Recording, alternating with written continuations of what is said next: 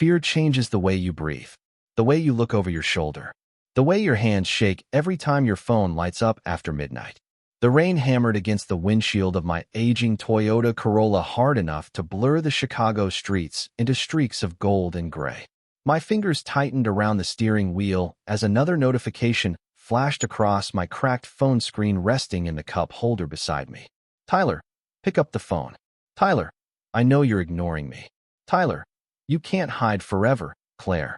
I swallowed hard and forced myself not to look in the rearview mirror again, even though every instinct screamed at me to check. To make sure his black Mustang wasn't still there.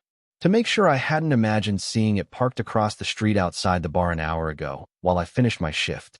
My chest still hurt from the panic attack that had hit me in the employee bathroom 20 minutes earlier. Too much coffee. Too little sleep. Too many months spent feeling hunted by someone who used to tell me he loved me. Downtown Chicago looked almost beautiful in the storm. Neon signs reflected across wet pavement. Steam curled from subway grates. Expensive high-rises disappeared into low clouds that swallowed the tops whole. But fear had a way of draining beauty out of everything. My apartment was only 15 minutes away, but I already knew I wasn't going there tonight. Tyler knew where I lived. He knew where I worked. He knew my routines better than I did. That was the problem with loving someone controlling for too long. They memorized your life like a map. My phone buzzed again. Then again. Then again. I finally grabbed it with shaking fingers and turned it completely off before tossing it onto the passenger seat. Silence flooded the car instantly, but it didn't calm me. Somehow the silence felt worse. A pair of headlights appeared behind me.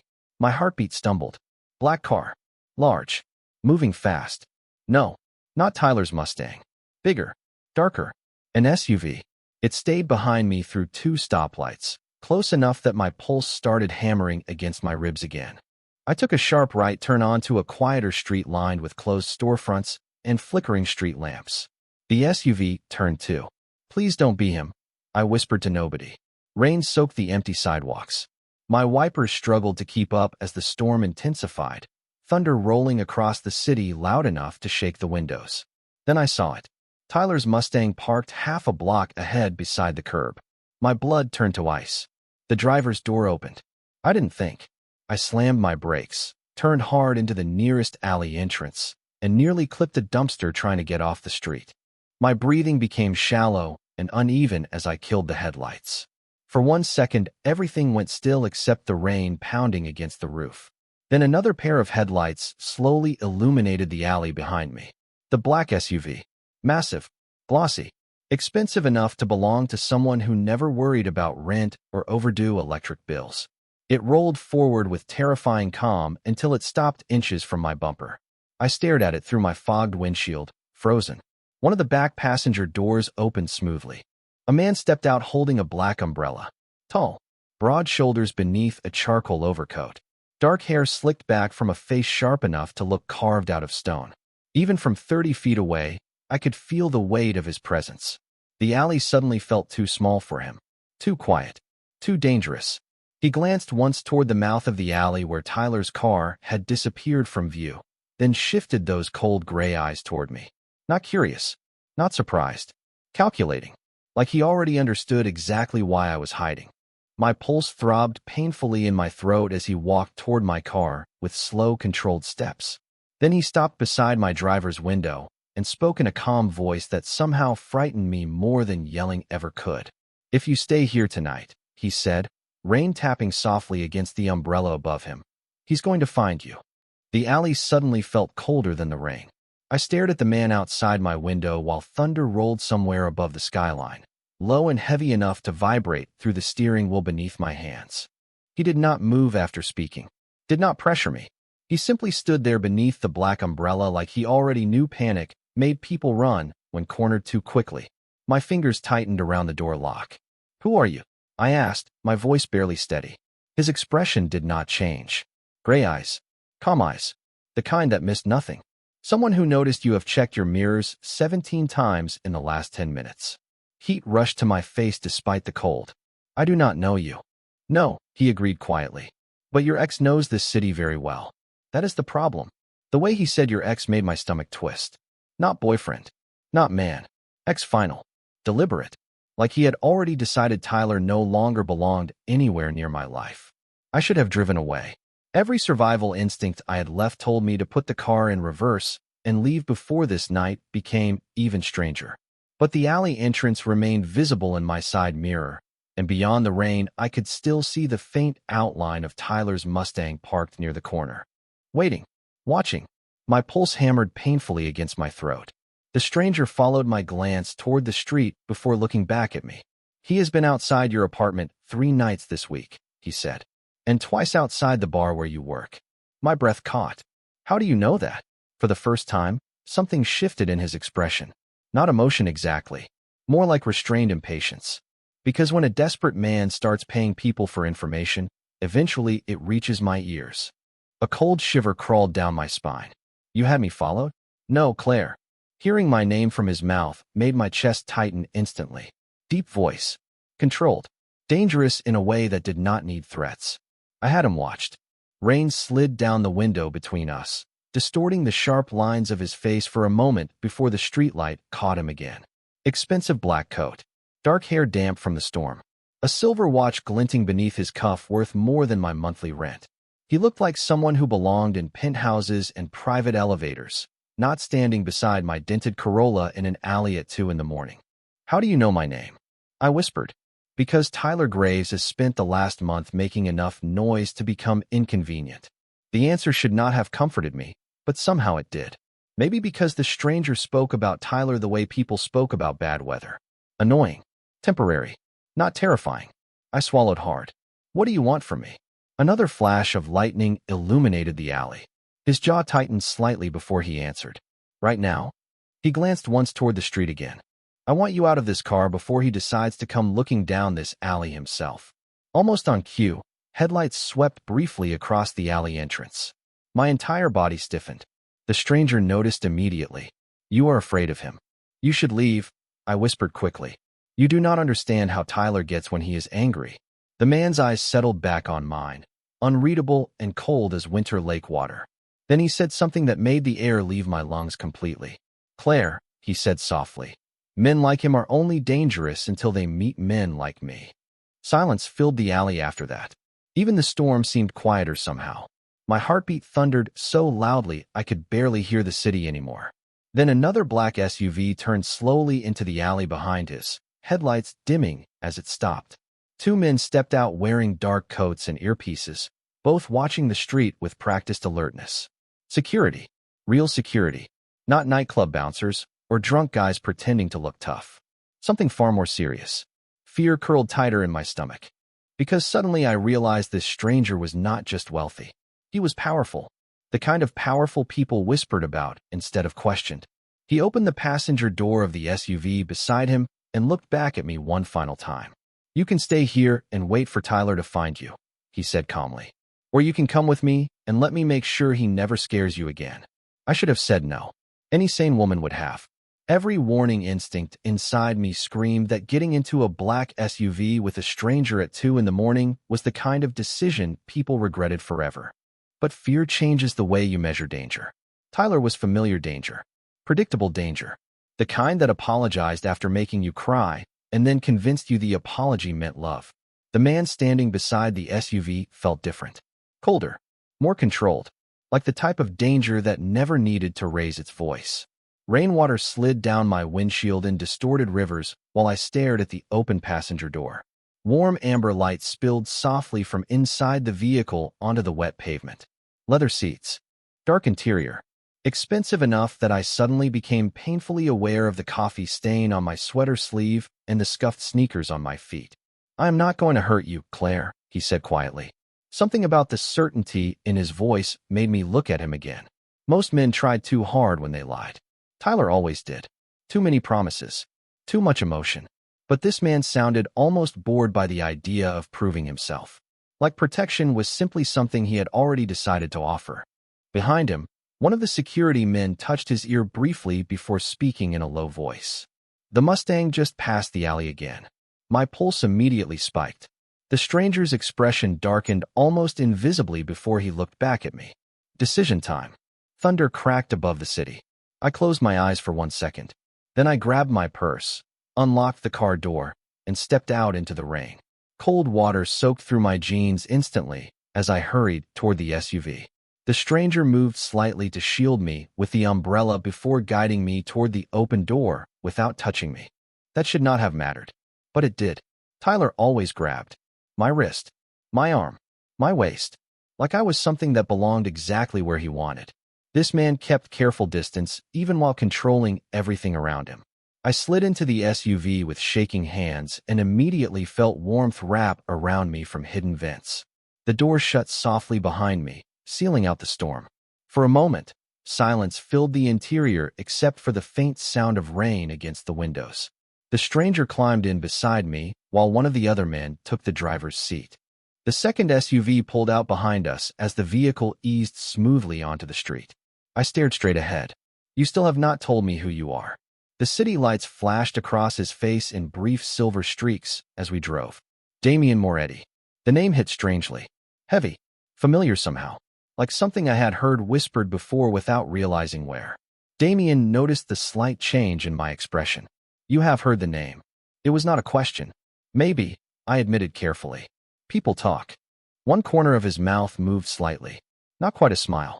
People usually do. Outside, Chicago blurred past in reflections of neon and rainwater. We crossed the bridge over the river while downtown towers glowed against the storm clouds like sharpened pieces of glass. My nerves still screamed at me not to trust him. But for the first time in months, Tyler was not directly behind me. The realization made my chest ache unexpectedly.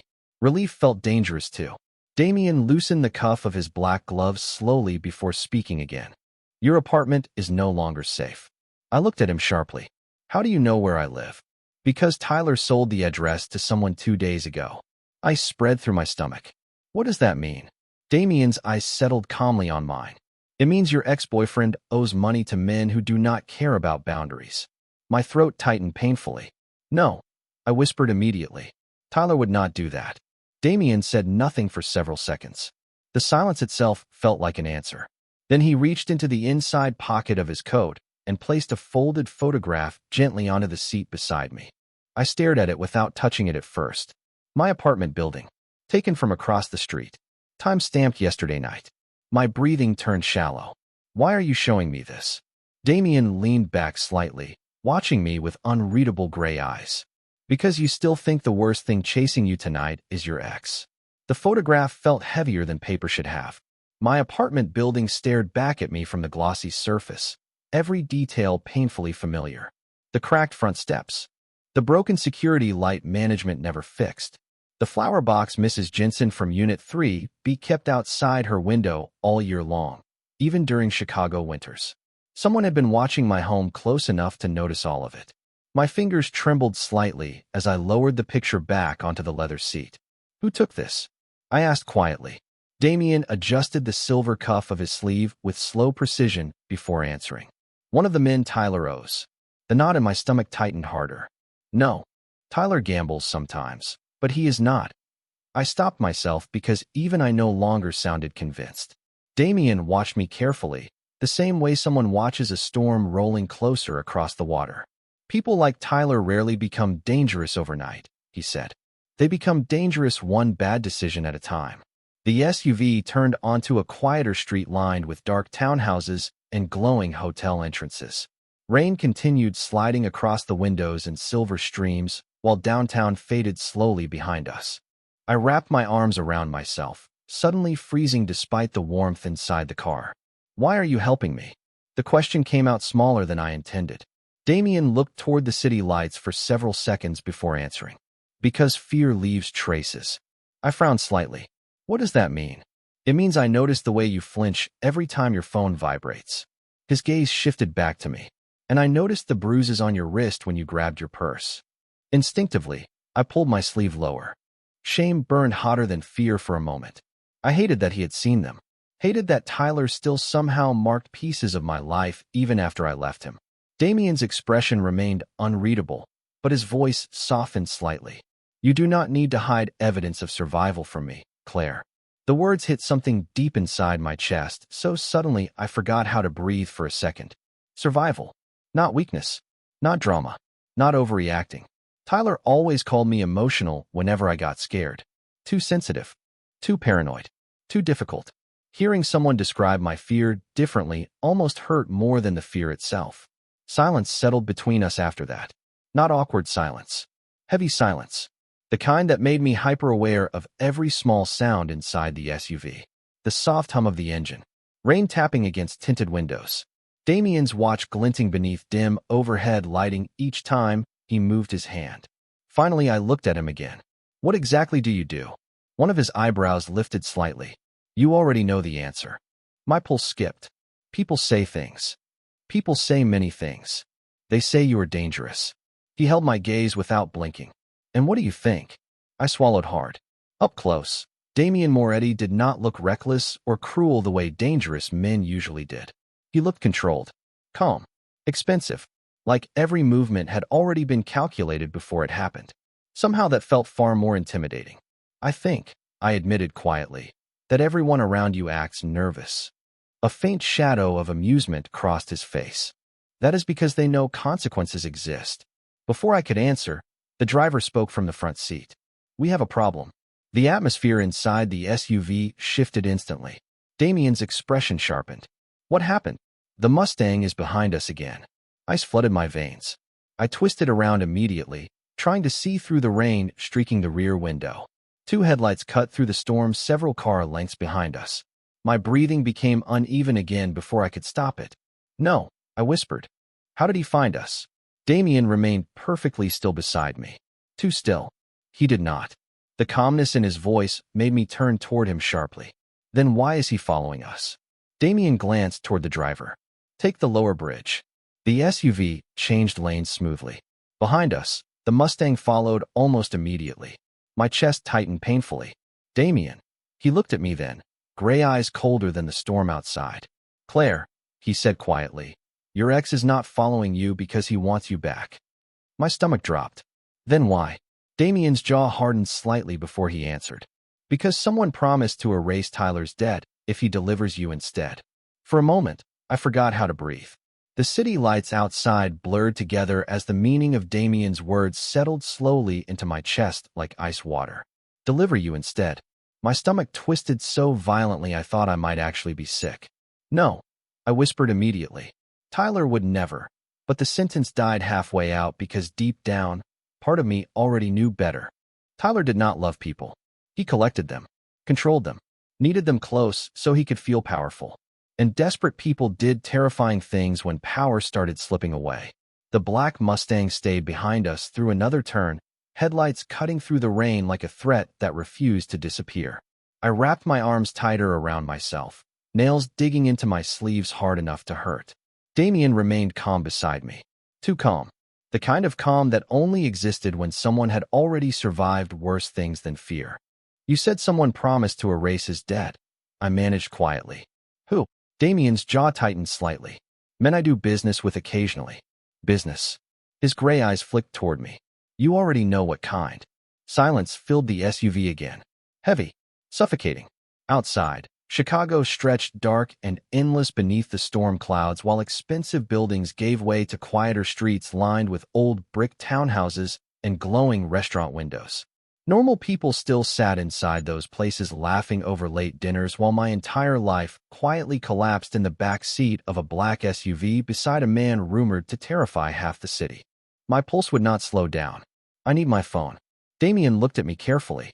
Why? Because I need to call Tyler. Both security men in the front seat went completely still.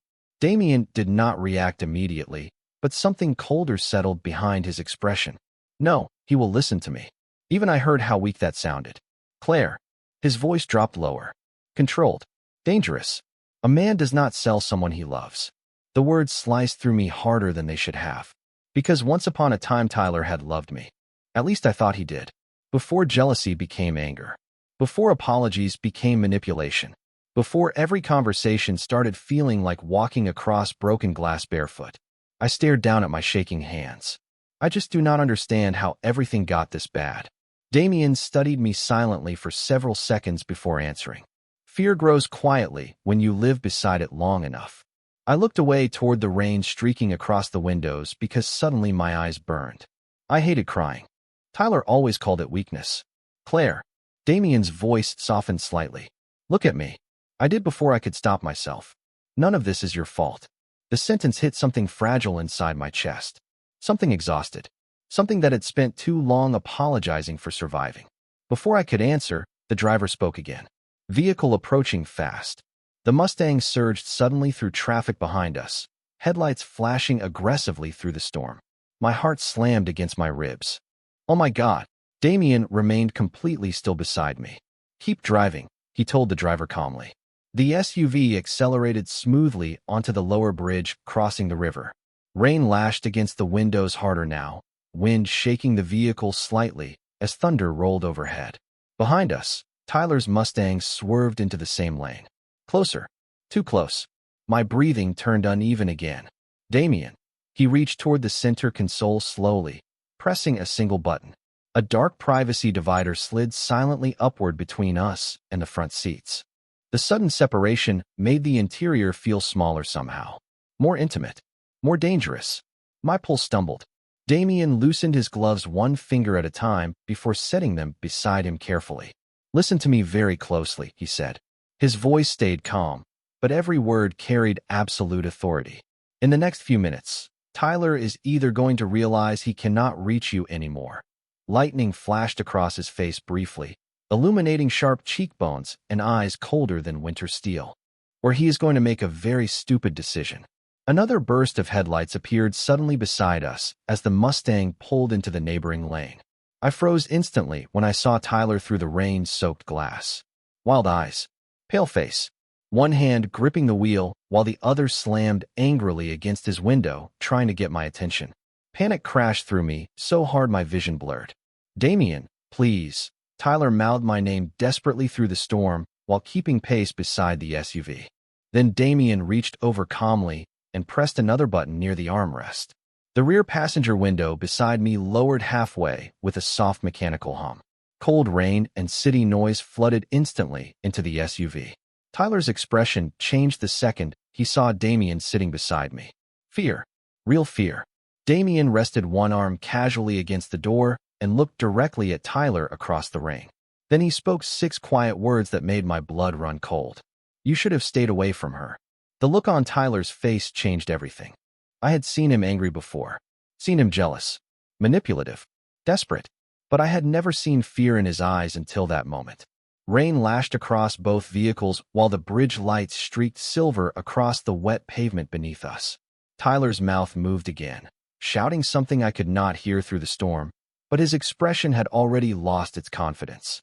Damien did not raise his voice, did not threaten him. He simply sat there beside me, with one arm resting against the door like a man who had already decided how the night would end. And somehow that terrified Tyler more than yelling ever could. The Mustang drifted slightly farther back. Damien watched him calmly for another second before pressing the button beside the armrest again. The window slid shut smoothly, sealing us back inside silence and warmth. I realized then that my hands were shaking so badly I could barely breathe properly. Damien noticed immediately. Of course he did. Nothing seemed to escape his attention. He reached toward the built-in console between us and pulled out a small glass bottle of water before handing it to me without a word. The gesture felt strangely normal after everything else. Human. My fingers brushed his briefly when I took it, and the contrast startled me. Warm skin. Steady hands. Not cold at all. Drink, he said quietly. I unscrewed the cap with trembling fingers and forced myself to swallow a few mouthfuls even though my throat felt tight. Outside, the Mustang finally disappeared behind us as the SUV exited the bridge and turned onto a quieter avenue lined with private residences and dark iron gates. My pulse slowly stopped trying to escape my chest. He looked scared of you, I whispered. Damien adjusted the cuff of his black coat again before answering. Smart people usually are. I stared down at the water bottle in my hands. You still have not told me why you are involved in this. Silence stretched for several seconds. Then Damien leaned back slightly against the leather seat, watching the rain trail across the windows. Because the men Tyler owes money to approach me first.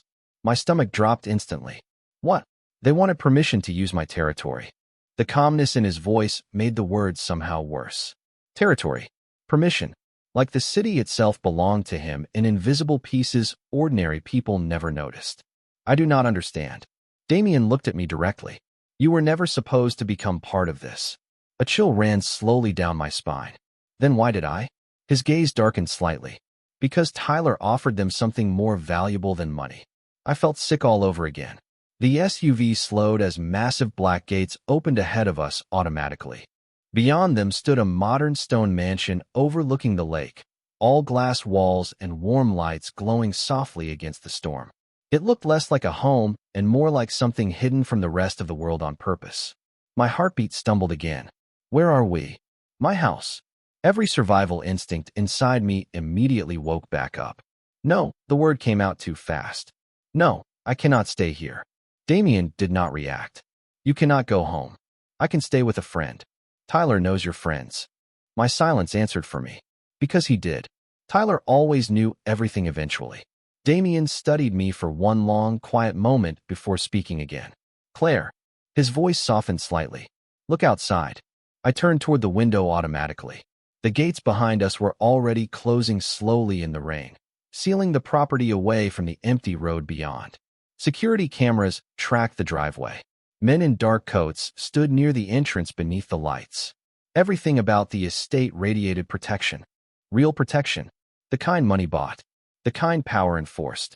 And for the first time in nearly a year, Tyler could not simply appear outside my door screaming my name. The realization hit me, so suddenly my chest actually hurt. Damien noticed the exact moment my breathing changed. You are safe here tonight, he said quietly. Safe.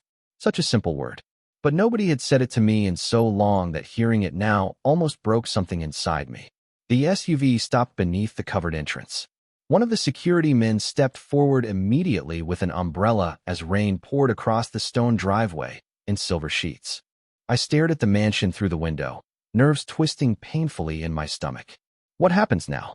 Damien looked at me with those calm gray eyes that somehow always seemed 3 steps ahead of everyone else in the room. Then he answered with the same terrifying certainty he used for everything.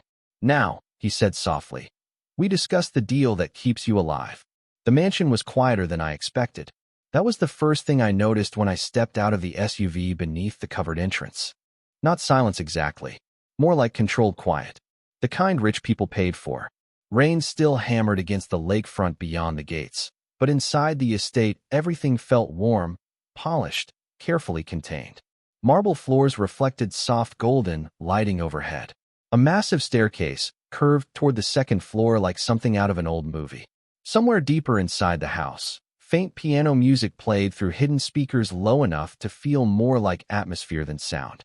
I stood near the entrance, dripping rainwater onto floors that probably cost more than my car, while 2 staff members quietly took Damien's coat without speaking. Nobody looked surprised to see me. Nobody even looked curious. That unsettled me more than anything else tonight. Damien loosened the dark tie at his throat slightly before turning toward me. You should eat something. I am not hungry. You have not eaten since before your shift started. My stomach betrayed me immediately with a small, painful twist. Heat rushed into my cheeks. Damien noticed, but thankfully said nothing else about it. Instead, he gestured toward a woman approaching from the hallway. She looked maybe mid-50s with silver streaks in dark hair and the calm expression of someone impossible to rattle. This is Rosa, Damien said. She manages the house. Rosa offered me a surprisingly kind smile. You must be freezing, sweetheart.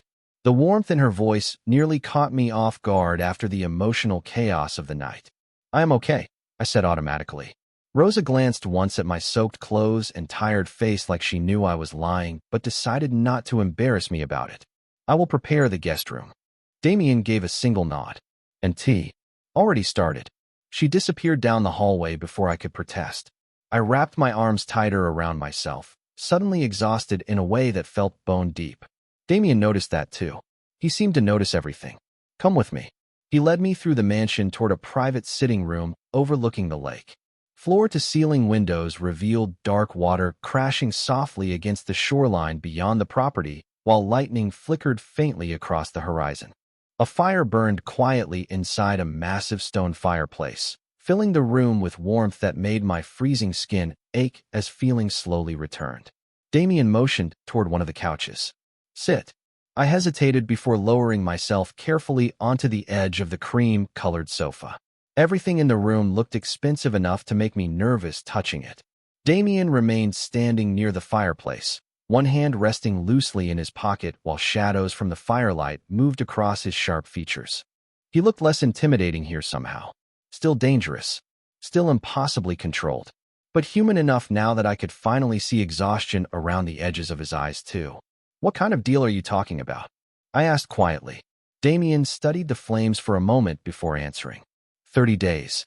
I frowned slightly. "What? You stay here for 30 days under my protection." My heartbeat quickened again. "And after that, Tyler's debt disappears. Permanently." I stared at him in disbelief. "Why would you do that for me?" Damien's expression remained unreadable. "Because the alternative creates unnecessary complications." The answer should have irritated me. Instead, it somehow felt safer than false kindness. He was not pretending to be a hero. He was offering terms. Clear terms. "There is more," he said calmly. Of course there was. I looked down at my hands. "What do you want in return?" Silence stretched just long enough to make my pulse climb again before Damien finally answered. "Public appearances." I blinked slowly. "I do not understand." "For the next month, you will attend several events with me." He held my gaze steadily. "People will believe you are under my protection because they will believe you belong beside me." My breath caught slightly. "You want me to pretend to be your girlfriend?" "Fiancé." The word landed heavily between us. I stared at him across the firelight, convinced I had misheard. "That is insane." One side of Damien's mouth moved faintly again. Not amusement exactly. More like quiet certainty. "No," he said softly. "It is effective." The fire cracked softly between us while my brain struggled to catch up with what Damien had just said. Fiancé. Not companion. Not date. Fiancé. The word itself felt dangerous sitting in the middle of that elegant room surrounded by lakefront shadows and flickering firelight. I stared at him across the coffee table, convinced this entire night had crossed into some kind of stress-induced hallucination. Absolutely not. My voice came out sharper than before. Damien did not react. "You asked what I wanted in return. And you think pretending to marry a stranger is normal? Temporary engagement." He said it so calmly, it almost irritated me more. 30 days. I let out a quiet laugh filled entirely with disbelief. "You cannot seriously expect me to agree to this." Damien moved away from the fireplace slowly, unbuttoning the cuffs of his black shirt with careful precision before sitting in the armchair across from me. Every movement looked controlled. Intentional. Like nothing in his life happened accidentally. "Claire," he said quietly, "you are already involved whether you agree or not." The words settled heavily into the room. I hated that part of me knew he was right. Tyler had followed us across half the city tonight. Men I had never met apparently knew where I lived. And Damien Moretti had security teams moving around me like this situation was already bigger than I understood. My chest tightened painfully. "I do not belong in your world." His gaze held mine steadily. "Neither do you belong in theirs." Silence stretched between us while rain tapped softly against the massive windows overlooking the lake. Somewhere upstairs, a clock chimed faintly through the mansion. 2 in the morning. Less than 5 hours ago, I had still been serving drinks behind a crowded bar pretending my life was manageable. Now I sat inside a billionaire mafia boss's mansion discussing fake engagements like my world had quietly broken apart while I was not paying attention. I rubbed my tired eyes. Why would people believe this anyway? Damien leaned back slightly in the chair. Because people already watch my life carefully. That sounds exhausting. A faint shadow crossed his expression then. Not amusement. Something sadder. It is. The honesty in that single word caught me off guard. Before I could respond, Rosa entered quietly carrying a tray with tea and food balanced effortlessly in her hands. Warm soup, toasted bread, fresh fruit. The smell alone reminded me how empty my stomach felt. "You need to eat," she said gently while setting everything down. "Both of you look exhausted." Damien nodded once in thanks while Rosa turned toward me with softer eyes. "There are clothes waiting in the guest room upstairs whenever you are ready." "Thank you," I murmured quietly. She offered a small smile before leaving the room again. I stared down at the teacup, warming my hands for several seconds before finally asking the question circling my mind since the bridge. "What happens if I say no?" Damien answered immediately. "Then I still protect you." I looked up sharply. That was not the answer I expected. You would? Yes. Why? He held my gaze calmly across the firelight. Because fear should not be profitable. The sentence settled somewhere deep inside my chest. Strange man. Dangerous man. But every time he spoke about fear, his voice changed slightly. Like he understood it too well himself. I took a small sip of tea mostly to avoid looking directly at him for a moment. Then why push the engagement? Damien's eyes darkened slightly. Because there are people in this city who will not touch what belongs to me. Heat rose unexpectedly into my face at the wording. Belongs to me. Possessive. Protective. Terrifyingly calm. Damien noticed my reaction instantly, but said nothing about it. Instead, he leaned forward slightly, forearms resting against his knees. I am offering you visibility, he said quietly. Not ownership. Outside, lightning flashed faintly across the lake again, illuminating the room in pale silver for half a second. I studied Damien carefully in the shifting firelight. Expensive black shirt rolled slightly at the sleeves. Sharp jaw shadowed by exhaustion. Gray eyes steady on mine without pressure.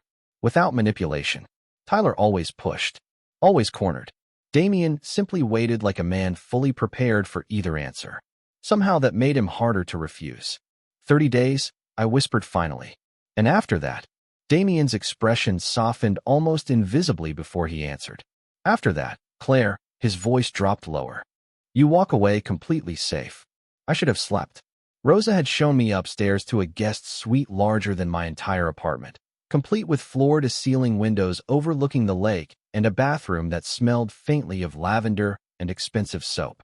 Clean clothes waited folded neatly on the bed exactly like she promised. Soft gray sweatpants. An oversized sweater. Slippers still warm from the dryer. Everything about the room felt unreal, like I had accidentally stepped into somebody else's life for the night. But exhaustion did not erase fear. It only made it quieter. I stood near the windows sometime after 3 in the morning wrapped in the borrowed sweater, staring out at rain rippling across the dark water below the cliffs. My mind would not stop replaying everything Damien had said downstairs. Tyler's debt. Men watching my apartment. A fake engagement designed to keep me alive. None of it sounded real. And yet every time I closed my eyes, I remembered Tyler's face beside the bridge. The fear in it. The moment he realized Damien Moretti was sitting beside me. A soft knock interrupted my thoughts.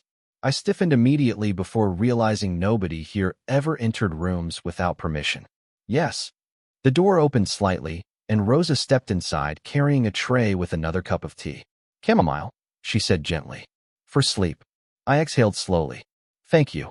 She set the tray down near the fireplace before looking toward the untouched bed. You have not rested. It was not really a question. I wrapped my arms tighter around myself. I keep expecting this to disappear when I wake up. Rosa studied me quietly for a moment before speaking. Damien does not bring strangers here. Something in her tone made me glance toward her. You have worked for him a long time? Since he was younger than you are now. Her expression softened slightly. He trusts very few people.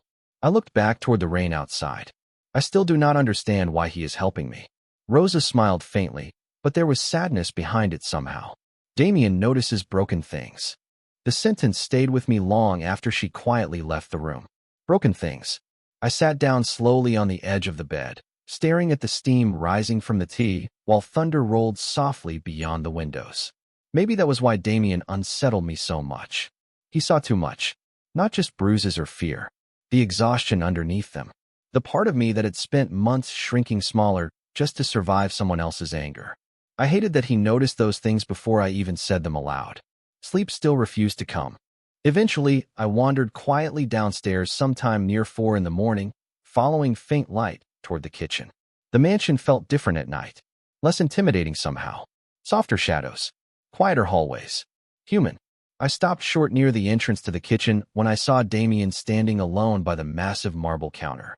He had changed out of the black dress shirt into a dark sweater rolled at the sleeves, one hand wrapped around a coffee mug while reading something on a tablet. He looked up immediately the second I entered the room. Alert, even half asleep. You should be resting, he said quietly. I could say the same thing to you. A faint shadow of amusement crossed his face. Insomnia. I hesitated awkwardly near the doorway before moving farther inside. The kitchen itself looked warmer than the rest of the mansion. Less polished. More lived in. Soft lights glowed beneath dark cabinets while rain tapped gently against the windows overlooking the lake. Damien studied me over the rim of his coffee cup for a second before speaking again. You are still afraid. It was not judgmental, just observant. Honest. I stared down at the marble countertop. I spent so long trying to keep Tyler calm that now my body does not know how to relax anymore. Silence settled quietly between us. Then Damien set his coffee down and leaned one hand against the counter. Fear rewires people. I looked up slowly. His gray eyes held mine steadily across the dim kitchen lighting. But safety can rewire them too. The words hit me harder than they should have. Because nobody had ever spoken to me like healing was possible before. Tyler always made survival feel like the best I could hope for. Damien made it sound temporary. Before I could answer, his phone buzzed sharply against the counter. The atmosphere around him changed instantly.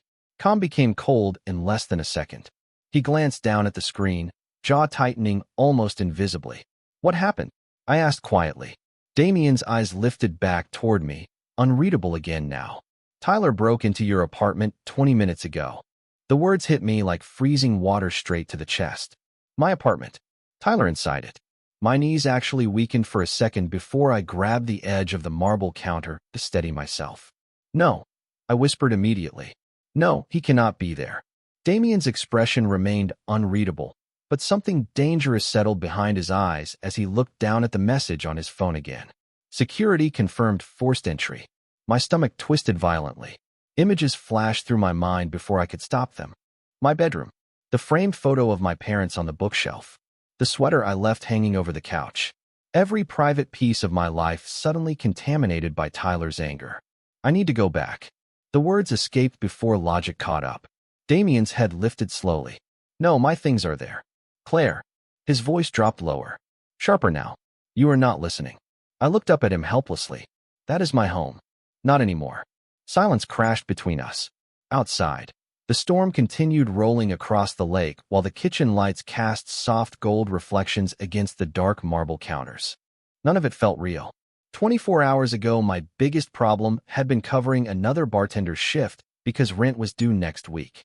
Now I stood barefoot inside a Mafia Boss's mansion while security teams monitored my apartment like a crime scene. My breathing turned uneven again. Damien noticed instantly. Sit down. I am fine. Claire. Something in his tone made me obey before I could argue further. I lowered myself onto one of the stools near the kitchen island while Damien stepped closer, still holding the phone loosely in one hand. Listen carefully, he said calmly. Tyler expected to find you there tonight. I stared at the marble countertop because looking at him felt too overwhelming suddenly. When he did not, he panicked. He is not dangerous when he panics. The correction came quietly but firmly. He is unpredictable. I closed my eyes briefly. Because that part was true. Tyler's worst moments always came after losing control of something. A conversation. An argument. Me walking away instead of apologizing first. Damien's phone buzzed again. He glanced at the screen before typing a short response with one hand. Efficient. Controlled. Like crisis simply belonged in his daily routine. What are your people doing there? I asked softly. Watching. Watching for what? Damien slid the phone back into his pocket slowly. To see whether Tyler arrived alone. A cold chill moved through my chest. You think those men he owes money to are with him? I think desperate men attract desperate company. I rubbed my hands together trying to stop them from shaking. This is my fault. Damien's gaze snapped toward me instantly. No. The single word cut through the room sharply enough that I looked up. You did not create Tyler's choices. His eyes held mine steadily across the kitchen island. You survived them. Something about the certainty in his voice made my throat tighten painfully. Nobody had ever defended me so directly before. Not without asking what I did wrong first.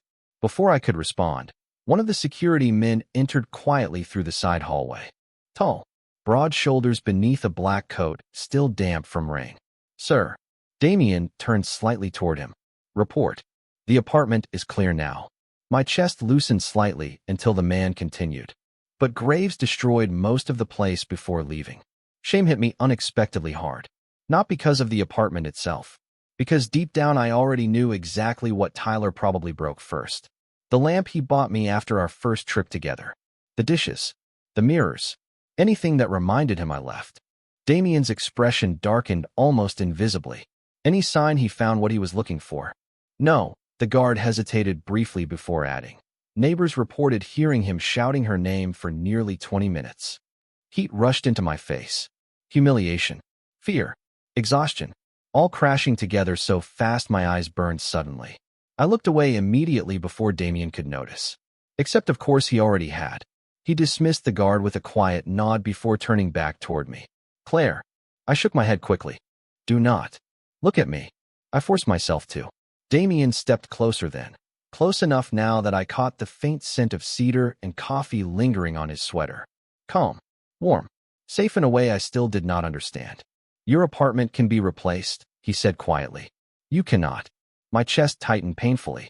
Because Tyler had spent so long making me feel replaceable that hearing someone say the opposite almost hurt more than the fear itself. Silence settled softly between us again. Then Damien reached into his pocket once more before placing a small silver keycard gently onto the counter in front of me. I frowned slightly. What is this? His gray eyes held mine steadily. Access to the East Wing. Why would I need that? Damien's expression softened just enough to feel dangerous in an entirely different way. Because if you are staying here 30 days, Claire, his voice dropped lower. You should stop acting like a guest. Morning arrived quietly over the lake. Gray light filtered through the massive windows of the guest suite, while rain still drifted softly against the glass in thin silver lines. I had maybe slept 2 hours total. Every time I closed my eyes, I saw Tyler inside my apartment tearing through pieces of my life looking for me. But eventually exhaustion won for a little while. When I finally woke again, the digital clock beside the bed read 9:17 a.m. For one disoriented second, I forgot where I was. Then I saw the unfamiliar ceiling, the expensive furniture, the lake beyond the windows, and reality settled heavily back into my chest. Damien Moretti's mansion. 30 days. Fake fiancé. My life sounded less believable every hour. A soft knock came at the door before Rosa entered carrying fresh coffee and folded clothes over one arm. Good morning, sweetheart. Her calm warmth still surprised me. I sat up slowly beneath the blankets. Morning. Rosa placed the tray near the bed before holding up the clothing bag slightly. Damien asked someone to bring these early this morning. For me. You cannot spend 30 days hiding in oversized sweaters. A faint smile touched her face. At least not all the time. Heat rose into my cheeks as I accepted the bag carefully. Inside were simple but beautiful clothes. Dark jeans, cream-colored sweaters, a long wool coat soft enough to feel expensive before I even touched it properly. My chest tightened unexpectedly. Nobody had bought me clothes since my mother died. Rosa noticed the shift in my expression immediately. He is trying to make this easier. I looked down at the folded fabric in my lap. Why does he care so much? Rosa hesitated just briefly before answering. Because Damien knows what fear looks like when someone carries it too long. The answer stayed with me even after she left. An hour later, I found Damien downstairs near the back terrace overlooking the lake. The storm had finally weakened into soft mist drifting across the water while cold wind moved through the trees lining the property. Damien stood near the railing speaking quietly into his phone, dressed in a charcoal suit that somehow made him look even more unreachable in daylight. Sharp lines. Silver watch. Dark coat draped perfectly over broad shoulders. Powerful men always look different in the morning somehow. Less mysterious. More real. But Damien still carried that same controlled silence around him like armor. He noticed me immediately, even while finishing the call. No, he said calmly into the phone. Handle it quietly. Then he disconnected and slipped the phone into his pocket. His gaze moved slowly over me. Not inappropriate. Not lingering. Just observant enough to make my pulse shift slightly anyway. You slept. Barely. He nodded once like he expected that answer. Coffee. Already had some.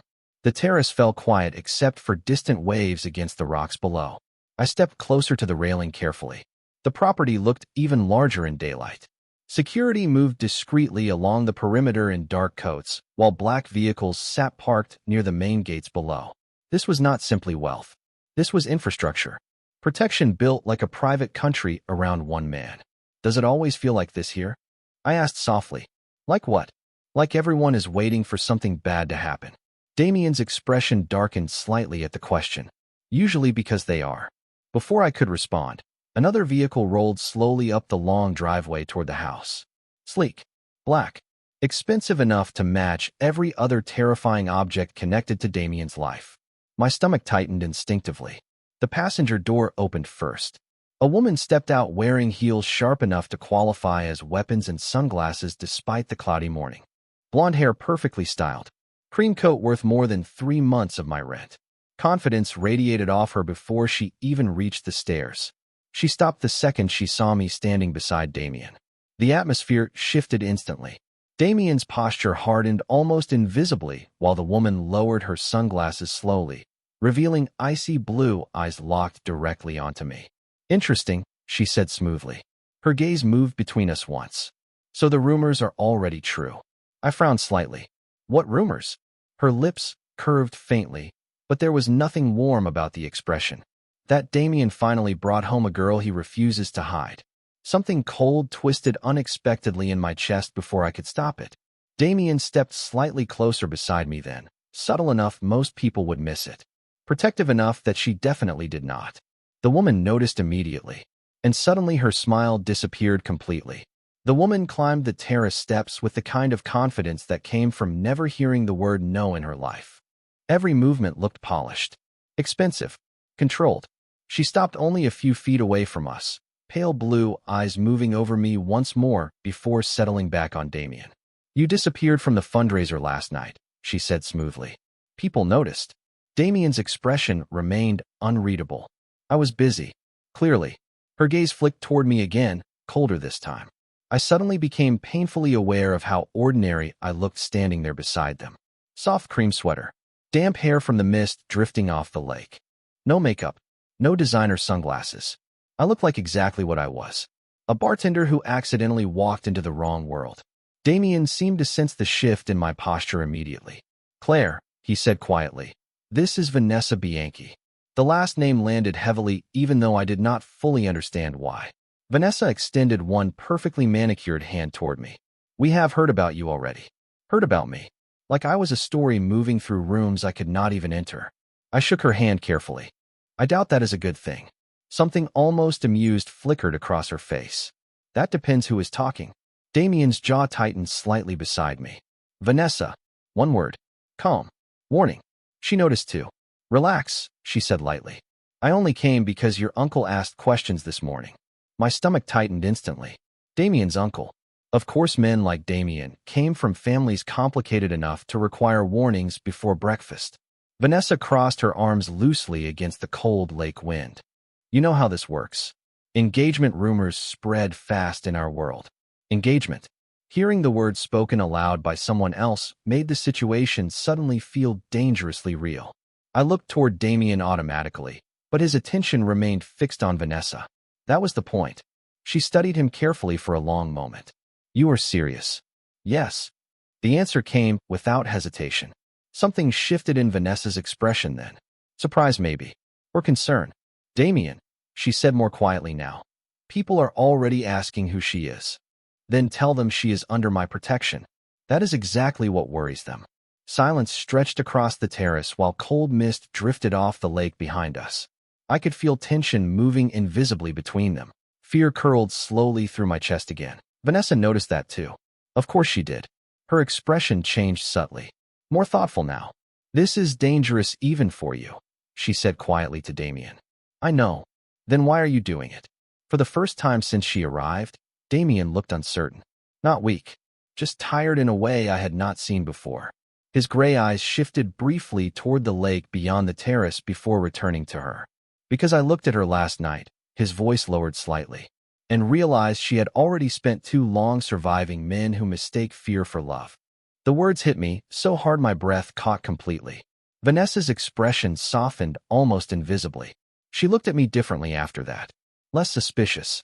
More sympathetic somehow. Then Damien's phone buzzed sharply in his coat pocket. The atmosphere changed instantly again. He answered immediately. What happened? Silence.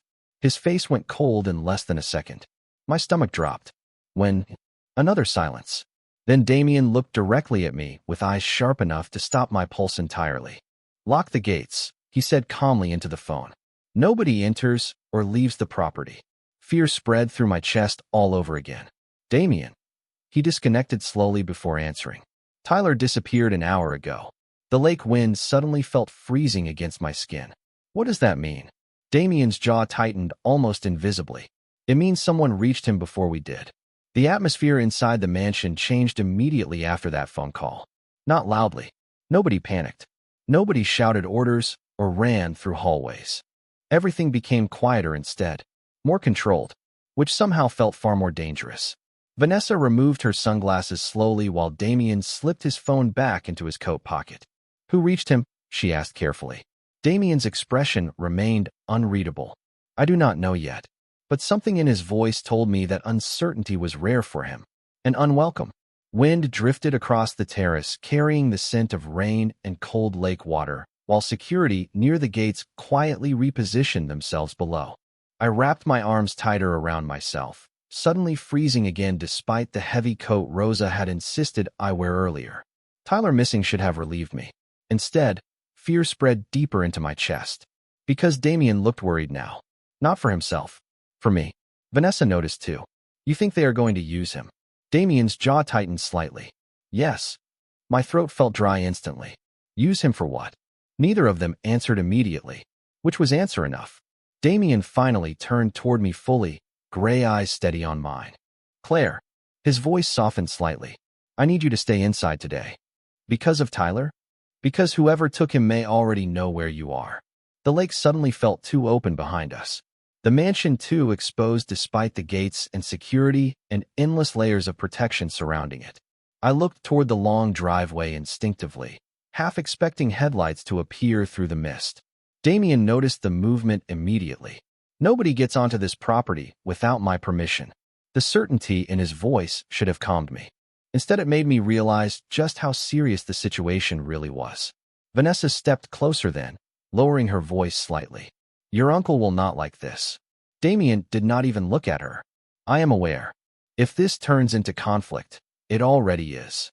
Silence settled heavily between them. Old tension. Old history.